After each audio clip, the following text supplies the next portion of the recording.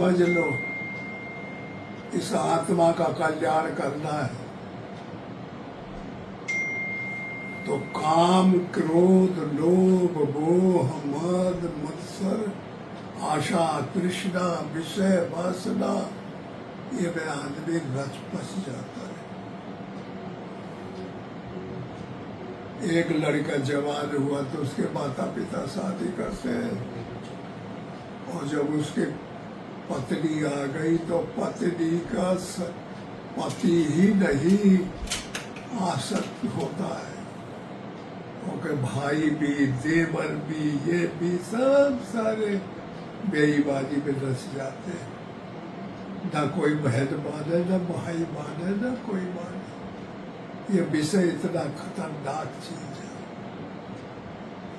इसको रोकने के लिए वेद, शास्त्र, पुराण, पंडित, महात्मा लोग चिल्ला रहे हैं, पुस्तकों के द्वारा बना बना के फेंक रहे हैं सबके सामने कि ऐसा करो, काम क्रोध की तरफ न जाओ, ज्ञान वैराग्य शांति की तरफ चलो, भगवान की तरफ चलो, इधर न जाओ, इधर गंदी है, इधर तुम गड्ढे में पड़ जाओगे, नष्ट हो जाओगे, ये माया है, इधर चलो, परमात्मा है, आत्मा मिलेगी, आत्मा पे परमात्मा को पिला देगी और परमात्मा पे कल्याण कर देगा।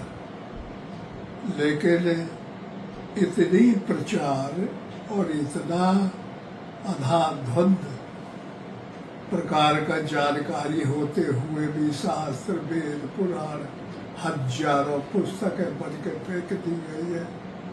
महापुरुषों की बाड़ियां बिक रही हैं चारों तरफ, लेकिन कोई ज्यादा असर नहीं होता। मुश्किल से और हजारों में एक दो को असर आता है और वह विषय के काम, क्रोध के रास्ता को छोड़ के और ज्ञान वैराग्य के रास्ता को पकड़ता है। कोई कोई आत्मा ही से पकड़ लेता है तो बच्चा इसे अनुराग आ जाता है, कोई कोई जवानी में आता है अनुराग, कोई बुढ़ापे में आता है और हजारों में एक दो आदमी ऐसा निकलता है कि वो परमात्मा के चलने लगता है, विषय का त्याग कर देता है। उन्हीं को भगत, साधु, संत, महापुरुष, राम, कृष्ण कहा जाता है। किसी का पावर 3, 4, 5 होता है, 6 होता है, 7 होता है। किसी के पास कला 10 होती है, 11 होती है, 12 होती है। 12 कला राम को पैदा हुआ, 16 कला से कृष्ण पैदा हुए। ये कलाएं मिलती है ब्रह्मा की तरफ से अलग अलग। जिसके पास ज्यादा कला होती है वो ज्यादा पसर जाता है संसार में, ज्यादा जानकारी पाता है, ज्यादा प्रसिद्ध हो जाता है। और जिसके पास कला कम होती है वो थोड़े में सकुड़ के रह जाता है। तो इस तरह से ये सृष्टि चलती है। और जब साधु हो गए तो फिर उनको भजन करना चाहिए। वो जंगल की तरफ ध्यान देते हैं, वो गृहस्थी की तरफ नहीं जाते, वो सबसे अलग भागना चाहते हैं कि भगवान कहाँ लुके हैं। भगवान समझ में नहीं आते, मन नहीं समझ सकता, इंद्रियां नहीं समझ सकती, शरीर नहीं समझ सकता। ये आत्मा जानती है कि कहाँ लुके हैं। तो जंगल में हुई है तो कहाँ होंगे। फिर वो महात्मा से भेंट हो जाती है, गुरु बाबा से भेंट होती है, तो फिर वो की तरफ बढ़ खिंच जाता है। गुरु बाबा के पास वही बातें होती है जो भगवान की तरफ ले जाना है, और माया की तरफ ले जाने की बातें वो भूल जाता है, त्याग कर देता है। उसका नाम है संत महात्मा गुरु। ऐसे जब भेंट हो जाती है तो फिर वो साधक भी धीरे धीरे धीरे धीरे अपनी साधना की गति पकड़ के और फिर भगवान के रूप में आ जाता है। और जब आ गया तब फिर काल कर्म स्वभाव गुण घेरे, फिरत सदा माया के प्रेरे। हर आदमी परेशान है काल से, कर्म से और तीनों गुणों से। काल कर्म स्वभाव और गुण, ये चारों घेर लिए हैं उसको, जाने नहीं पाता ईश्वर की तरफ, और माया में घेर के खड़ा कर दिया कि तुमको यह कटघरा में रहना है। जैसे हरिया गोरू का और गांव के आदमी खेल के लाए वो बढ़ देते कटघरा, तो निकले नहीं पाता। लेकिन इतने पर भी सुनता रहता है सब, अच्छे सदगुण सुनता है, दुर्गुण सुनता है। तो दुर्गुण तो के पास हजारों गुना ताकत के होते हैं। तो मन में जब रूप देखा विषय का चाह वो आकर्षित हो जाता है, हजारों गुना बड़ी ताकत पैदा हो जाती है विषय की। और जब परमात्मा को देखता है, उनके साधु को देखता है, तो हजारों में एक दो इतनी कम पैदा होती है। लेकिन किसी प्रकार वह निकल पड़ता है तो त्याग करता है, और जब त्याग कर लिया तो फिर अनुराग करता है। त्याग कहते हैं हनुमान को, ये राम को मिले, त्याग किया, फिर अनुराग मिल गए, अंगद मिल गए, फिर सूरत में आ गया ताकत, जो हमारा मन में सूरत है वो फिर राम से प्रेम करने लगा, आत्मा से प्रेम करता है। और जब हनुमान त्यागी पावक साखी देकर जोरी प्रीत दिढ़ाए, सुग्रीव की और राम की मित्रता करा देते। और जहां कर्म की होए स्वरूप चीने, फिर ये बाली जो कर्म है ये फिर खत्म हो जाता है। जब सूरत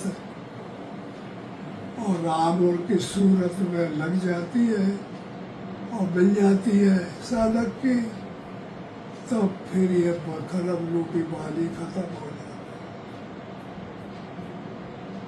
है। और कर्म की होए स्वरूप छीने, स्वरूप को जब छीनने में आ गया तो कर्म नहीं हो सकता, तो बाली रूपी कर्म बढ़ जाएगा। समझ लें। तब ये मोह रावण क्रोध कुंभकर्ण काम मेघनाद, ये लंका में लौ में बैठे हुए इस शरीर में इन सबको निकालता है साधना करते करते। फिर आत्मा को प्राप्त करता है, आत्मा परमात्मा को प्राप्त कर लेता है। जब आत्मा प्राप्त कर लेता है परमात्मा को, तो अवतीर्ण हो जाता है, समाज के काम के लिए आ जाता है। और जब तक आत्मा नहीं प्राप्त होता है तब तक कलाओं को लेके और संसार में प्रसन्न रहता है। इस तरह से भगवान राम का अवतार होता है, और ये अविद्या रूपी रावण के परिवार को मारता है, और विद्या रूपी परमात्मा की प्रशक्ति आ जाती है, और ये फिर सब चारों उसके बाद अंतःकरण इंद्रियों में छा जाती है और मन को बदल देती है। मन गरुड़ हो जाता है, फिर विषय की तरफ नहीं जाता। हाथ और पैर, लिंग और गुदा और आँख और कान और नाक और मुंह, ये सब इंद्रियां रिद्धि सिद्धि बन जाते हैं, विषय का नाम छोड़ देते हैं, तो फिर साधु हो जाता है। ये साधना के लिए, सब कुछ साधना बताने के लिए साधक को साधक के तरीके बताए जाते हैं। तो आज राम जन्माष्टमी है, तो तुम लोगों को हमने ये राम का जन्म का इतिहास सुनाया, कैसे कैसे होता है। अगर जो तुम्हारे जानकारी में आया है वो भुला जाओ, और जो हमारी जानकारी में आया है इसको याद करो, और इसको याद करके और अभ्यास करो, मन को खड़ा करो, रोको करो, हरकत न करे बाबा, हरकत ही कर्म है। कर्म काल, कर्म स्वभाव गुण एक ही चीज है। ये इनको नष्ट करना है। काल कर्म स्वभाव गुण घेरे, ये घेरे हैं हर आदमी को, निकलने नहीं देते माया से। तो इनको समझना है और ऐसे विधि को अंतःकरण में डालना है, जैसे तुम्हारा मन बदले, तुम्हारा शरीर बदले, तुम्हारी इंद्रियां बदले, तुम्हारा आत्मा परमात्मा बदले। इतनी साधना करनी पड़ेगी। अगर समझ में आया हो तो साधकों को चाहिए कि इससे अच्छा व्रत पान दूसरा नहीं हो सकता। अभ्यास करते रहना चाहिए। बहुत से और समाज के लोग हैं, घर गृहस्थी में रहते, उनको भी समझना चाहिए, उनका भी यही काम है। घर गृहस्थी में रहते हुए भी जो साधक कमजोर है और मन में आता है कि परमात्मा का नाम ले, तो राम राम राम राम कहना चाहिए। ज्यादा नहीं कह सकते तो बेईमानी करते हुए सुबह शाम 10 मिनट 5 मिनट नाम जपना चाहिए। चाहे पंडित हो, चाहे बेकारी मजदूर हो, सबका समान अधिकार है। परमात्मा सबको जन्म देता है, सबको अपने में लीड कर लेता है, ये में कोई अंतर नहीं है। इसलिए तुम्हें समझ में आया होगा, रामनवमी का ठेका है। सब साधकों को चाहिए गौर से देखें और इसको अपने अंतःकरण